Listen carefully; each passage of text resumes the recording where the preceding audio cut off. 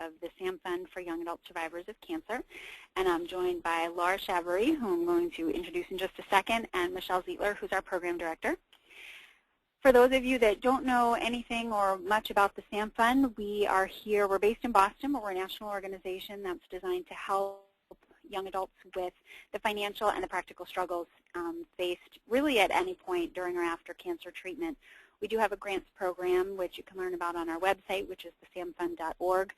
And about 4 years ago now, actually, we started this webinar series, which we call Moving Forward with Your Financial Health, because it's really our goal to not only give financial assistance when we can, but also help you guys navigate some of the most common challenges that we know are faced by this age group. And so today's topic is one that's really, really so important to us for a number of reasons.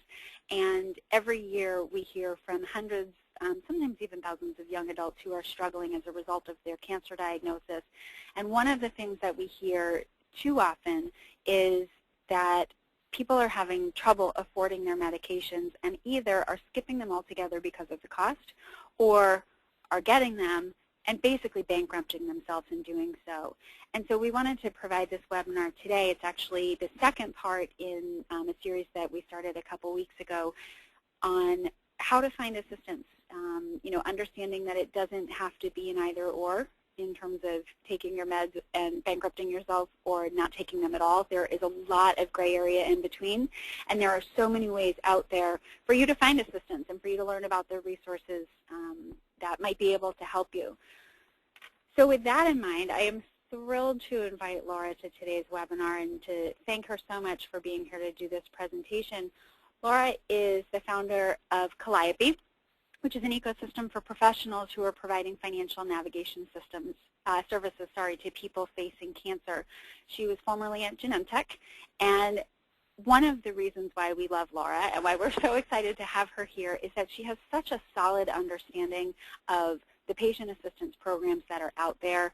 She knows how overwhelming the process can be. She knows how confusing the terminology can be, and she's here today to just break it all down for us and to help us understand what the options are for assistance, how to get to them, how to use them, and essentially how to, in the end, get your medications while not draining your savings account, because nobody wants that. So with that in mind, I'm going to turn it over to Laura now, and thank you so much for being here, Laura.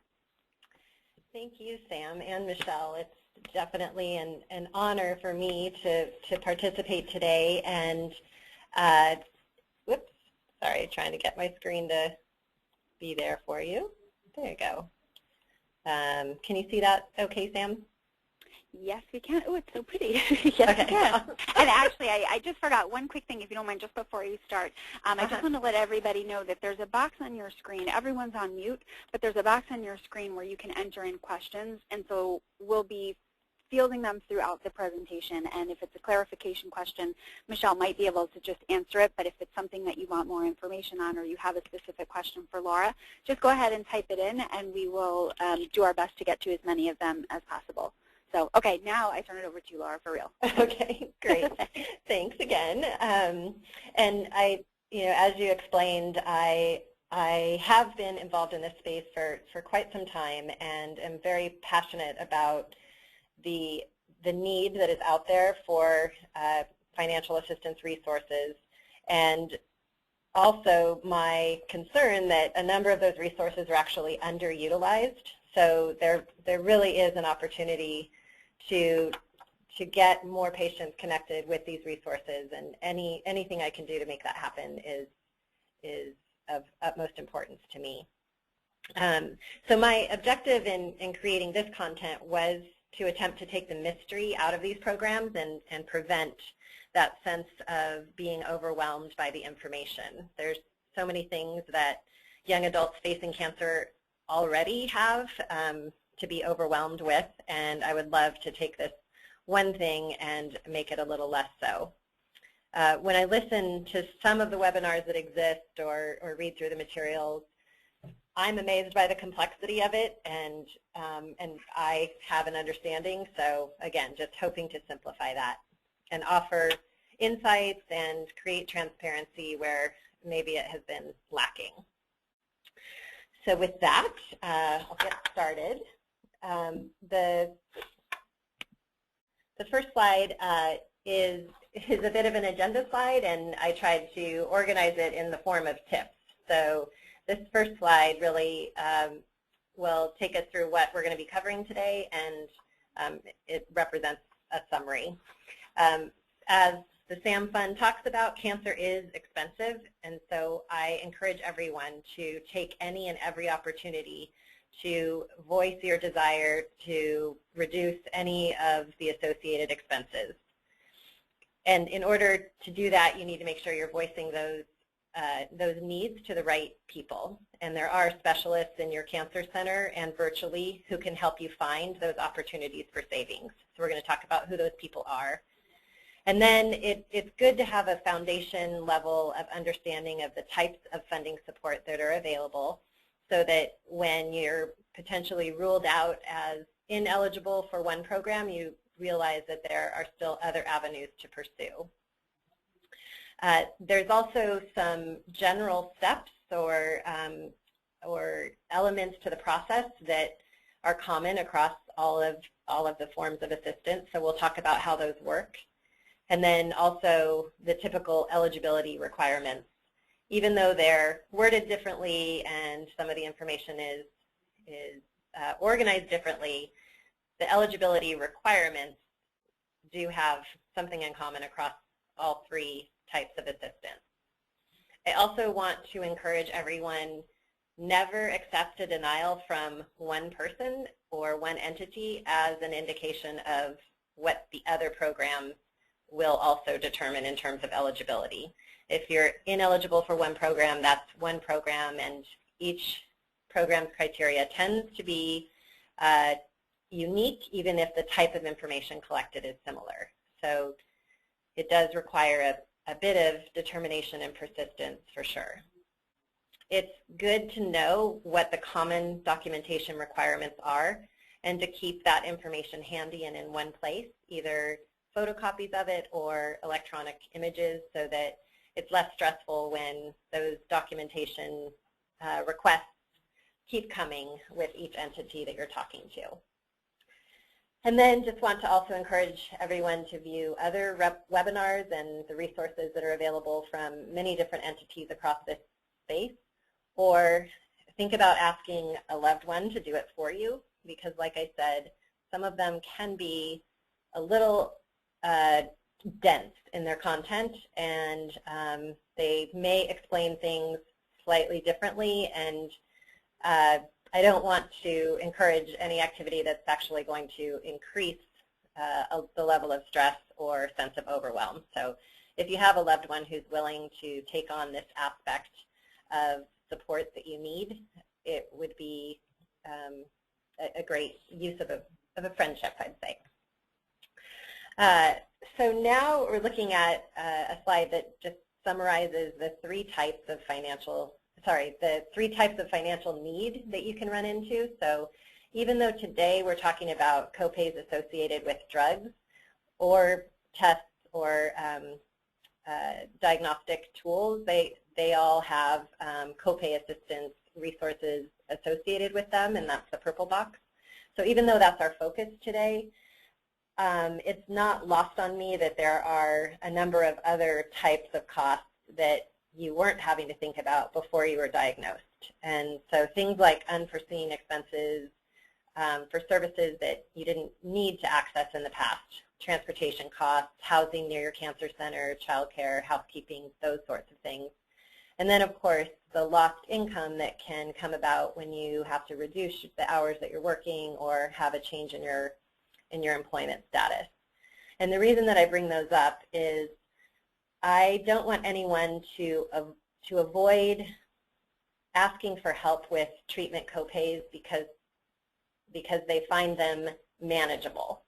So even if the drug copays are manageable and it's some of the other expenses that are getting in the way, I would still encourage you to apply for anything that you're eligible for related to treatment copays.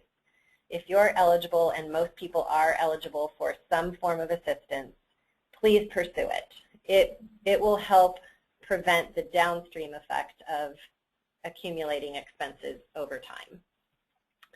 And I want to encourage you to voice your interest in any copay assistance resources early and often. Because again, if the earlier you can get some of those resources on board, the more likely it is that they won't have that downstream cumulative effect that becomes so burdensome. This case example here is a quote from an article. Unfortunately, there are numerous articles out there that talk about the increasing expense of medications, and the other part of the problem is that the benefit designs that insurance companies have also changed so that the burden of the cost of treatment is being borne by people with cancer more now than it used to be. And the reason I chose this quote is because it illustrates the point that it is important to talk with your doctor or someone in the cancer center about your desire to find savings whenever possible. The end of this story is that the physician actually changed the patient to a different therapy. They had been on an oral drug, which was where they were paying the $325 copay per week, and the physician changed him to a drug that was infused in the doctor's office. So that meant that his medical benefit with his insurance it covered more of the cost of the drug being administered in the doctor's office than their pharmacy benefit covered of an oral medication. And they are two different benefit designs. But what I wanted to point out with the example is that I would have liked to also hear in this case example that the copay assistance option was explored, because there is a chance that the patient could have stayed on the therapy that may have been more convenient or a better option for the patient for other reasons. It clearly points out that if you read on in the article, that both treatments were considered of equal effectiveness. And I know that that's what you would want to do as well, is make sure that any changes that are made in your actual therapy aren't made purely for cost reasons. You want to pursue the best treatment option for you and the disease that you're fighting. And you want to secure any possible cost offset resources that are available. So just highlight that example as a point of potential discussion and also setting the context for the rest of the slides. So I've talked about the staff in the Cancer Center that are so critical to accessing resources. I wanted to touch on who those people are. In most cancer centers, there will be at least one of these, sometimes all 3 or 4 of these types of personnel. So social workers, nurse navigators, financial counselors, business office staff, and the pharmacists. It varies by cancer center, but one of those job titles is the person that is going to be your guide in accessing any and all of these resources. And usually they're the ones that initiate the application process and help with getting the forms that are required completed. At your pharmacy, especially your specialty pharmacy, they also can help you with referrals directly to copay assistance resources. They do rely on you asking. So it is unlikely that a pharmacist is going to prompt a referral to an assistance program, but if you prompt them, they can be very helpful in getting you connected with the right resource. And this would primarily apply to products that you're taking orally. For drugs that are infused in the doctor's office, again, you're going to want to find out who that person is in the office that's responsible for accessing financial assistance. I also want to point out that retail pharmacies or walk-up pharmacies, in your neighborhood, walking up to the counter to fill a prescription, those entities tend to be less knowledgeable. So if they tell you that there's no assistance available or are very passive when you express your need for assistance, I would encourage you to call your doctor's office or call the manufacturer's patient assistance program before paying a copay that seems unbearably high. At the same time, I want to point out that I never want you to choose the option of not starting a therapy or not continuing a therapy because of the high cost. So if you're not able to get the help you need while you're right there at the pharmacy, please make a couple of calls and also make sure that you're not delaying the start of your therapy without talking to your physician office. There's also hotlines that can be very helpful, and maybe if your cancer center is small or short-staffed and you aren't able to identify a person that is knowledgeable about these programs, then you should consider calling one of the many hotlines that are available that can act as a triage for what programs may apply to your situation. So I've listed a few here, and then I have some contact information in the back of the deck as well.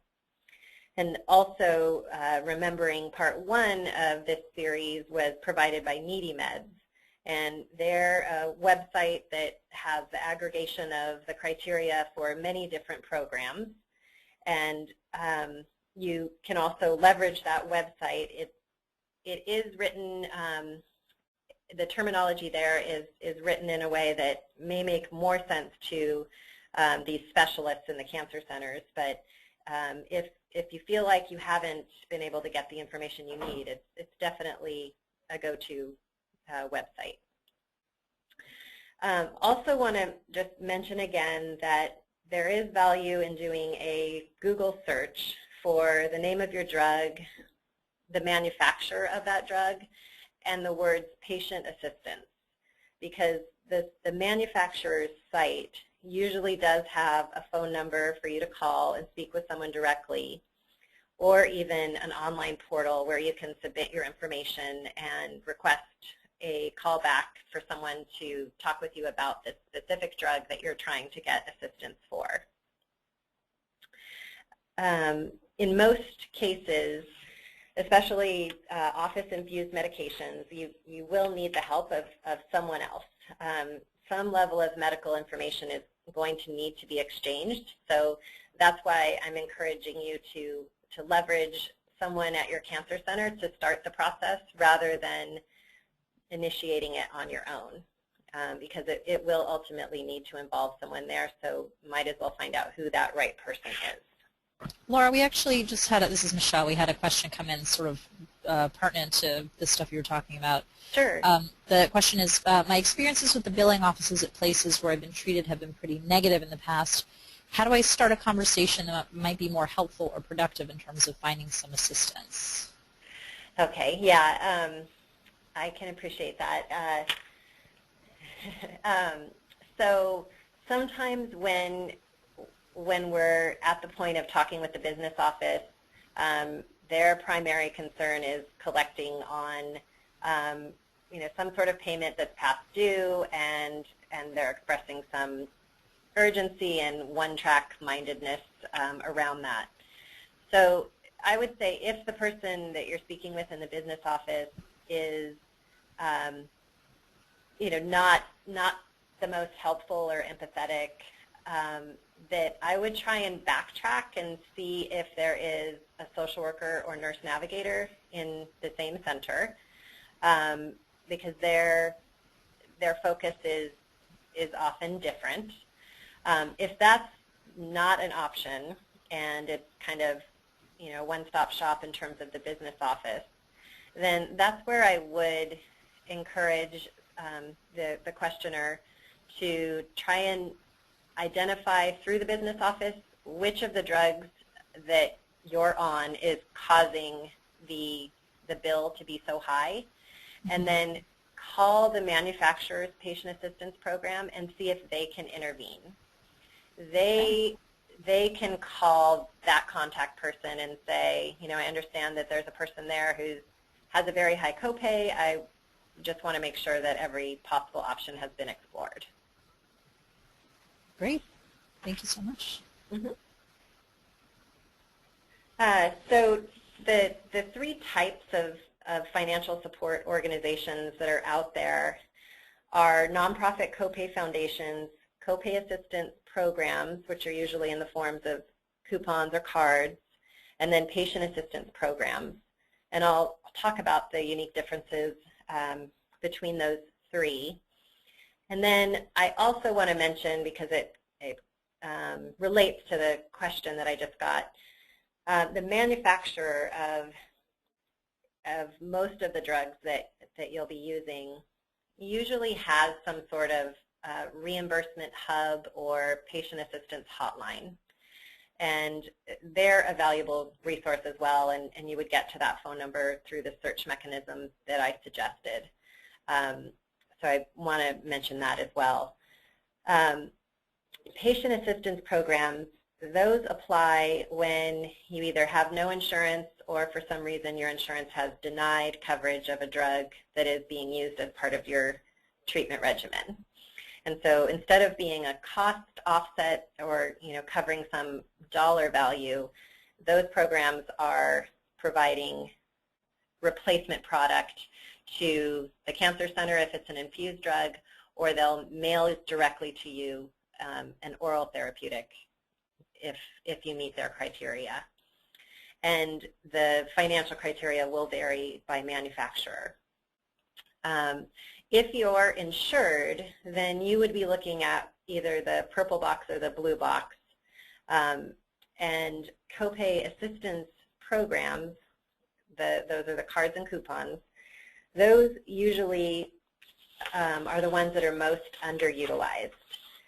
And I wanted to highlight those because, especially as young adults and in situations where you haven't been disabled to the point of being eligible for Medicare and you're still on private insurance, you are eligible for most of these types of programs, and many of them don't have an income criteria. They're vastly underutilized, and that's why I want to highlight them. And like I said, they may or may not have income requirements.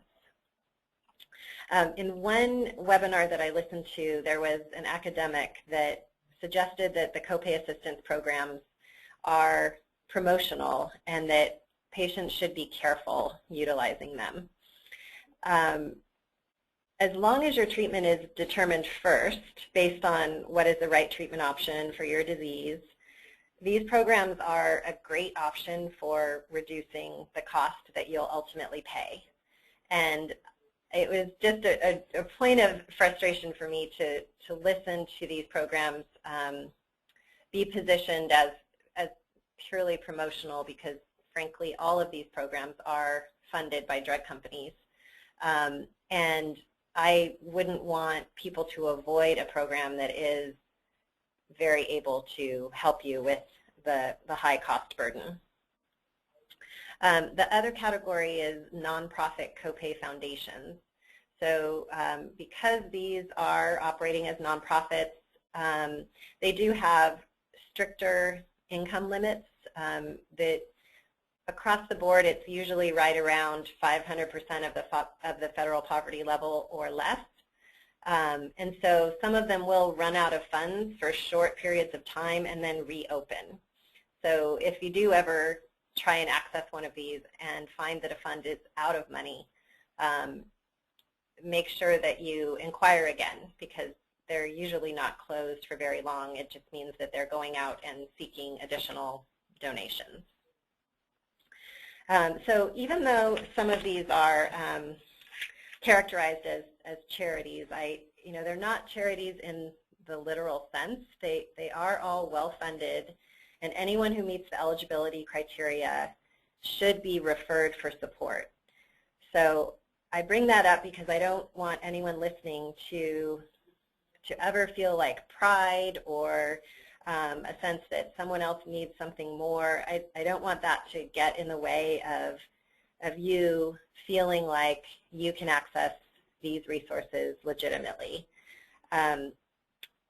Sometimes there may be people that are acting as gatekeepers that really shouldn't be, and that's why I want to encourage you and empower you to ask for assistance and If you're not eligible, make sure you're able to understand why. And if it seems arbitrary when you're being told that it can't be pursued, or if someone at the entity is saying that you're ineligible, it's worth asking for a supervisor or asking for another person to review the decision.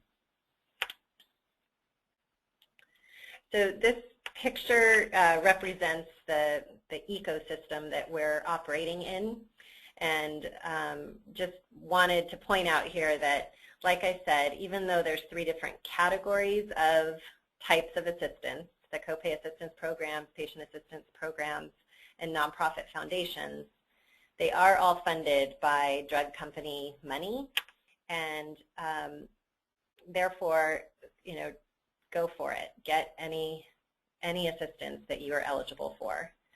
I do get frustrated with the inefficiencies that get in the way of patients accessing these programs, and you know, we could probably have a whole lecture on what some of the reasons are behind that. You know, as you can imagine, there's a lot of regulation about how funds are provided and distributed, and they're good intentions that created these regulations, but I think unfortunately they also lead to some of the practicalities seeming very, very inefficient and difficult to understand. So how it works, because I talked about the process can sometimes be time-consuming, but because each program has different types of applications and methods of submitting for help, I did want to just kind of walk through the general steps. The simplest programs may allow for activation over the phone and maybe a 3-way call between you, your pharmacy, your doctor's office, and sometimes your insurance company, while others will require a paper form that needs to be mailed or faxed, and sometimes that form has been switched to an electronic process that can be submitted via the portal. But like I've said before, for the most part, that process will be managed by a staff person at the Cancer Center because of the type of information that has to be loaded onto that form. They will ask you to sign a release of information since your private information is being exchanged with these entities. But again, the final application is usually managed by the office. Even though that's the case, even though the Cancer Center or the pharmacy is managing it, you can call the funding source directly to find out where things are at with the process. And in fact, I would encourage you to do that. So when your contact person is letting you know that they've submitted the application, you can ask them if you can get the name of the program and the phone number.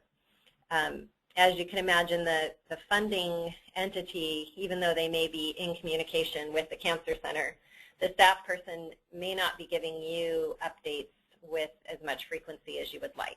So I think, again, you should feel empowered to get the updates directly. Ultimately, the decision, the payment will be made directly to the Cancer Center or the pharmacy, basically the entity that's responsible for purchasing or dispensing the medication. So you don't have to worry about receiving a check yourself and then bringing it into the office. For that reason, I would encourage you not to pay a bill for a drug-related charge if you have an application that is in process. The reason I say that, and I'm sure many of you have experienced this, it's very difficult to get a payment reversed if you've made a payment that turns out was an overpayment. So better to be another 30 days late than make a payment and try to get it returned to you. Speaking from experience, I just had this happen where my husband was the one that got the phone call and provided our credit card number, and it was 2 years that it took me to get that payment given back to me when they finally realized that the original charge was an error. So little anecdote there. Also want to point out that some sources of support, some financial entities that you're applying to they have a retroactive policy. Not all of them, but some of them. So even if you're dealing with a bill right now, or you know that you're going to be getting a bill for a treatment that's already been administered, don't think that it's too late to ask for help. You can call the applicable programs and see if they would deem you eligible and then consider a retroactive payment. This grid. Laura, I had another. Sure. Sorry, I had another question come in before you move on. So somebody asked, if I don't make a payment, I guess because your advice, while it makes sense, I think is counterintuitive for a lot of folks who have run into this problem before. If I don't make a payment, won't a bill collector or the hospital come after me? Good question. So that at a certain point they will, and actually in my example that was what happened. It had been given to collections, even though, it's a long story, but they basically were billing the wrong insurance, which I kept explaining to them, but they still sent it to collections. But you have some time. Usually, it depends on the hospital, and they are getting more aggressive with their policies, so it's definitely worth asking. But you usually have at least 6 months before they're going to pass it on to collections. So I would say, don't opt not to pay it and not communicate about it.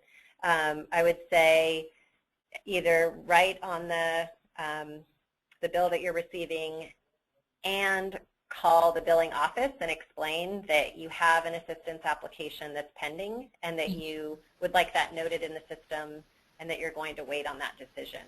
Okay.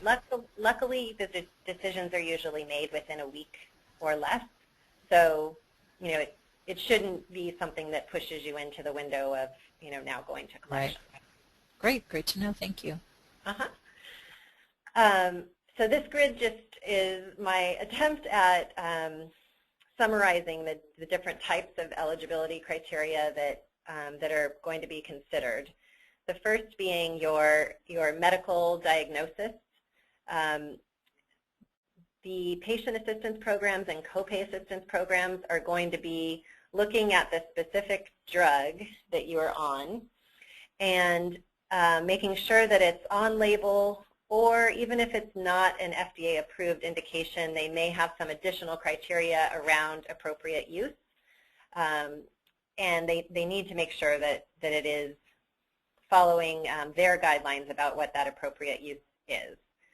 Whereas for the nonprofit foundations, those programs are evaluating your eligibility based purely on your diagnosis or your disease and not the specific drugs that are being used to treat it, even though the money that they ultimately provide to the doctor's office will help offset the cost of drugs, but it is disease-based. I bring this up because sometimes people may be on an experimental treatment or a treatment that is deemed experimental by an insurance company or by one of these programs, and that may interfere with your eligibility for them.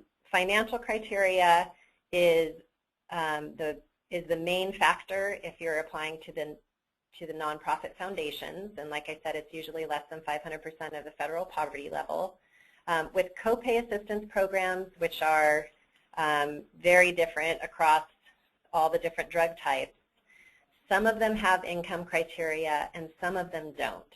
And it's easy when you're reading the criteria to get confused about whether they have criteria or not, because some of them have wording that says things like the patient's responsible for the first $25 in copays.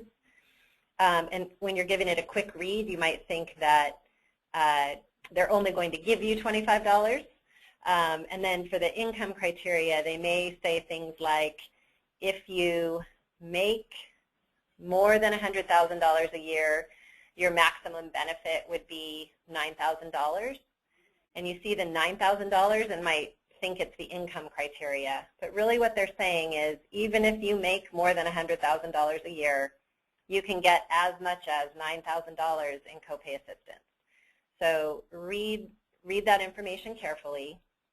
or talk it through with one of these important people that you're going to identify and connect with at your cancer center.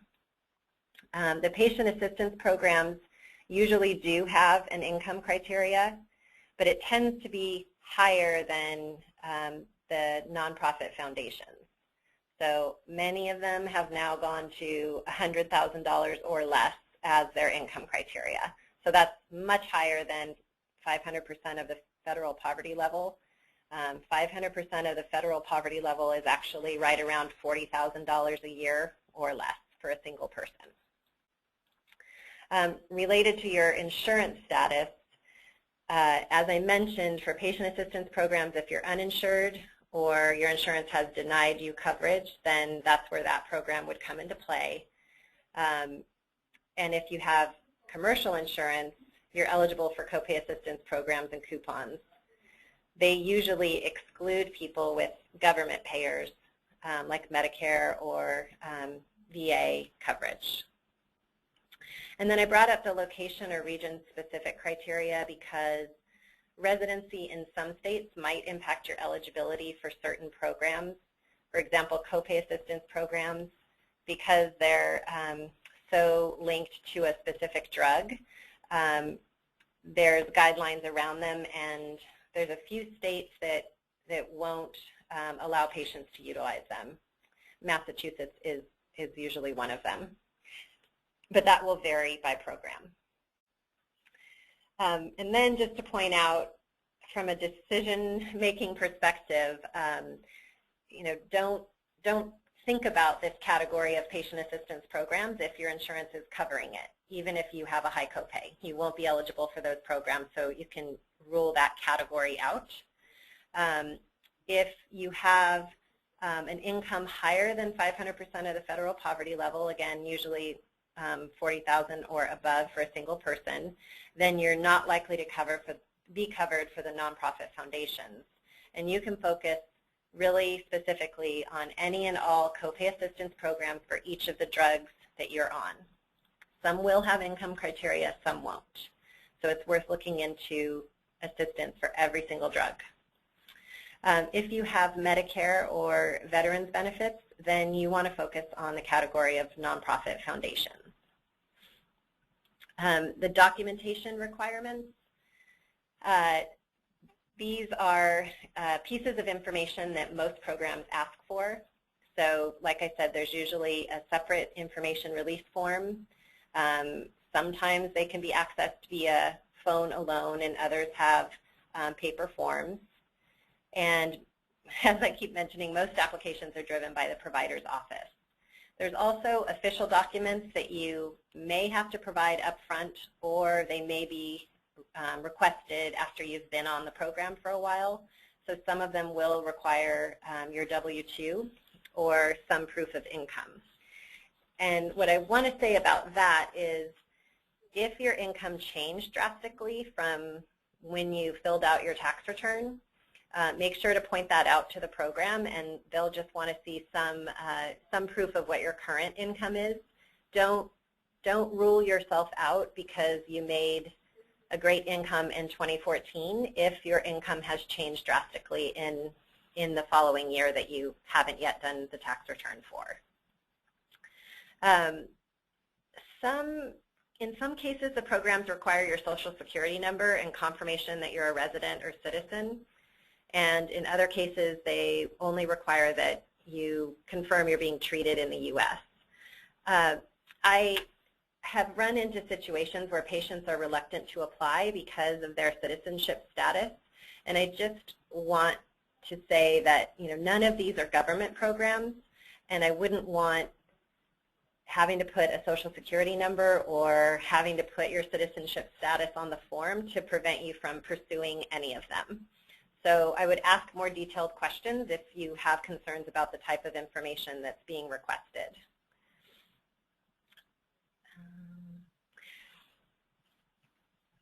And it's worth storing this information in one place so that you can access it again, because now that you know these resources are available, I hope that you're going to be applying for assistance every time you get a new prescription or are put on a new drug. it's really worth it. So in terms of planning, just again want to highlight that you should voice your interest in these resources immediately and identify who that ally is in the Cancer Center to help you access them. And then get a second opinion if the first person you talk to says there's nothing available to help in your situation. If you can't get help for the most expensive drug that you're on, think of it as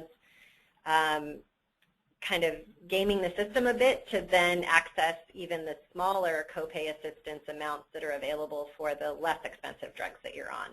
Because anything you can do to reduce your expenses is worth it.